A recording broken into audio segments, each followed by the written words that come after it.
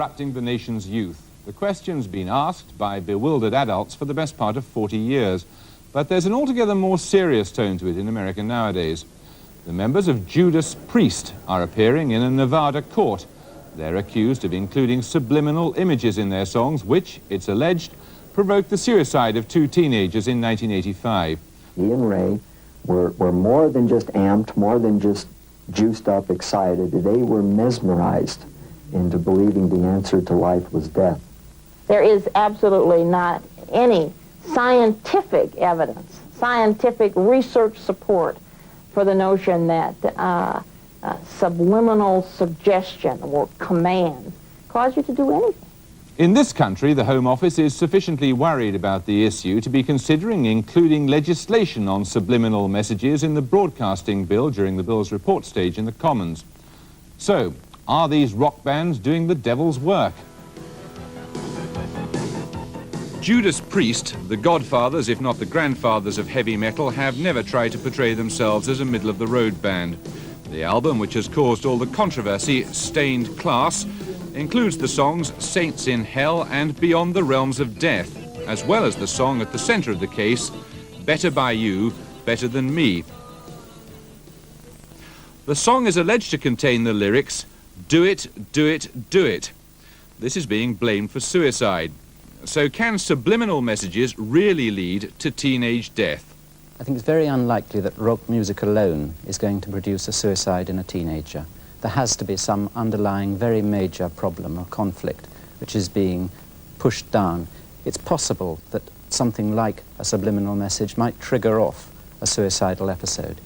But I think to look to it as a single cause is really unrealistic. But the fear is a real one for Christian fundamentalists gathering in London this week. Music which encourages dancing with the devil is part of a whole musical canon, according to one of the experts. Well, in all kinds of music there are one of two different influences upon it. Either good influences, uplifting and godly, or hellish, degrading and downward influences. Now, good music is encouragement, it helps us to be calm, but rock music is that sort, I believe, it is filled with satanic influences. And when you come to the subliminal messages, you're dealing with music where the messages are satanic. For example, I live with Satan. Oh, Satan, move in our voices. So the fact that you have the satanic influence, I think, is very, very bad in the music itself. In this country, the self-proclaimed originators of death rock are a Newcastle band called Venom. They make no secret of their use of subliminal messages, but their overt ones don't leave much to the imagination either. They've recorded such classics as Welcome to Hell and War with Satan before their latest album, Prime Evil. Fans of the music don't see any danger from it. I don't think you can see how music can be dangerous to anyone. It's not intelligent enough to be able to destroy somebody's mind or anything like that. People are ignorant enough to be influenced by the music they listen to. Any music can be dangerous.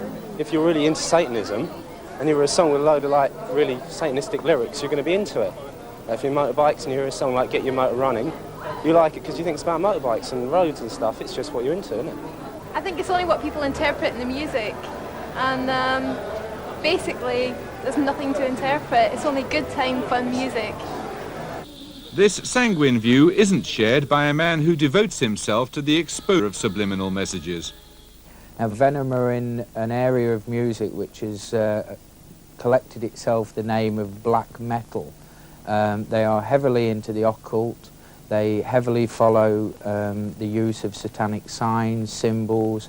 Their music always speaks of Satan and exalts Satan. And what we're going to listen to now is, again, a forward piece from their track In League with Satan off their Welcome to Hell album. And then we'll hear what they have to say in reverse.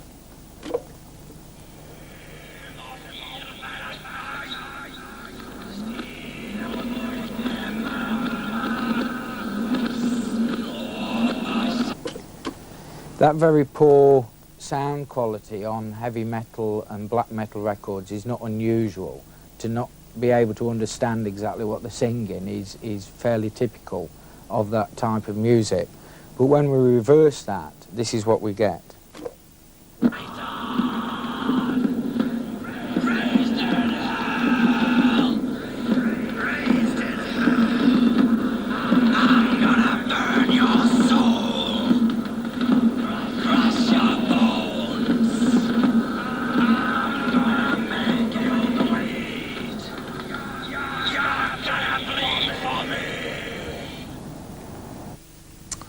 joining us now in the studio is Alex Maloney, and from Newcastle, Abaddon, of the band Venom.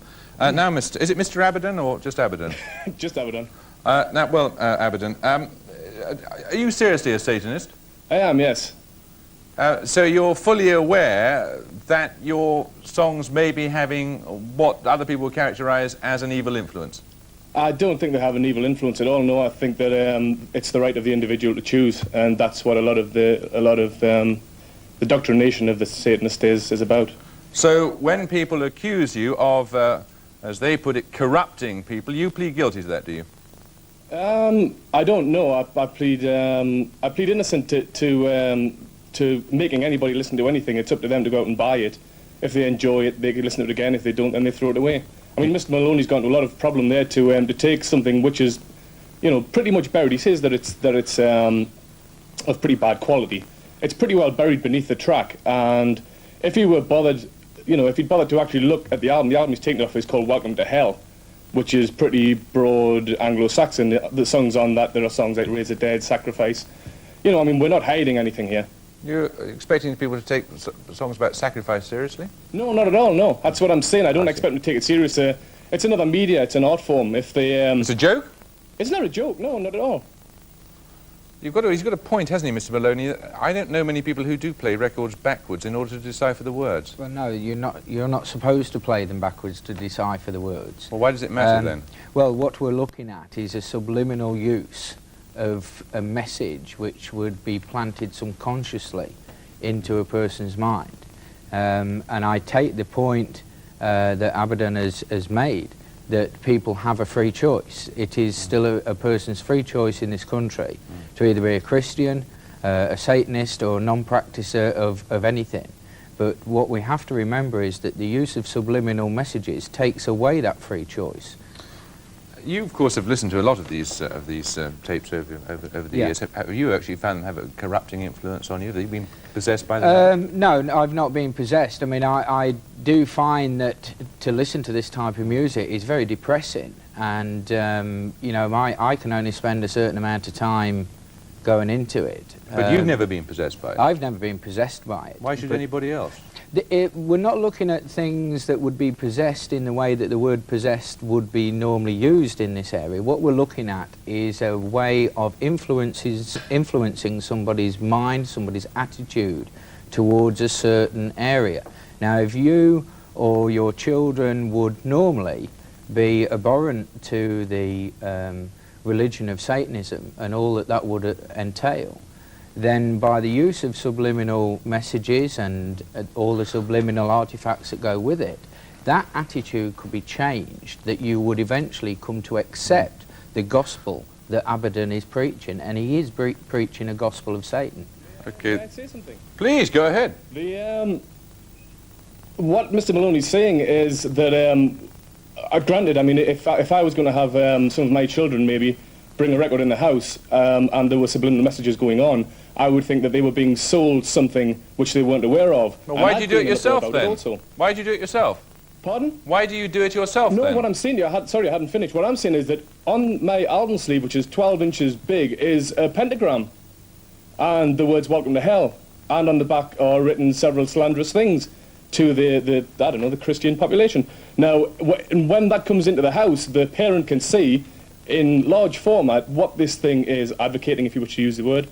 They can take that out of their children's hands before they even play it. The subliminal thing is the very last thing you get to. The child who's bought the record is totally unaware that there are subliminal messages on the record. No, that's the point. No, but what I'm saying is that before you get to the subliminal, I mean, okay, the use of the subliminal is banned in this country because you can use it through, through somebody else's advert to sell something else. What I'm saying is that we are already selling this thing in such a big way, in such a large format. The last thing anybody gets to is, I mean, you're talking about a song called Raise the Dead. The last thing that you get to is this hidden subliminal thing.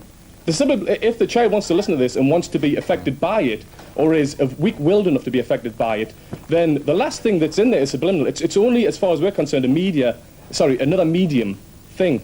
We're not putting it in there to do anything. I mean, we're trying to be as outrageous as possible from the word go.